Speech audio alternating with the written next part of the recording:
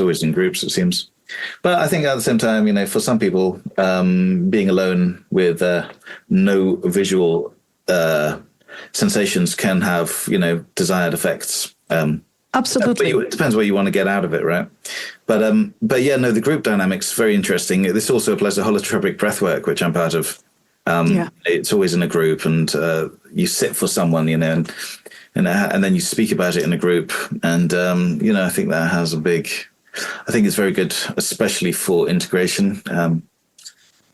It's many different paths and many questions still to answer, and. I'm curious about how did you get into this path? Would you like to speak into that about what was your curiosity as a young boy or man?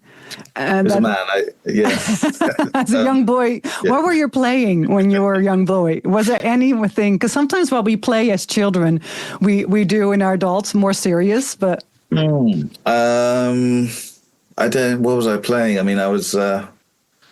Can't really remember. I think I was interested in Eastern philosophy as a kind of teenager. I remember that. That's why I went into Western philosophy later. But I played the guitar, and I don't know. I was known as a little philosopher. I was always questioning things, I suppose.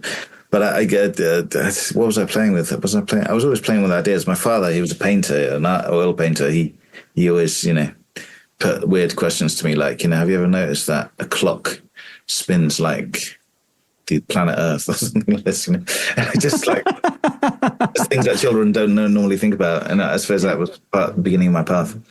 But psychedelics I got into because I was interested in consciousness. Still is my main interest, Psychedelics are a very interesting case study of that. But it's broader than that. It's consciousness generally. And the reason I got into psychedelics was because of that. So I was interested in philosophy of mind in my 20s.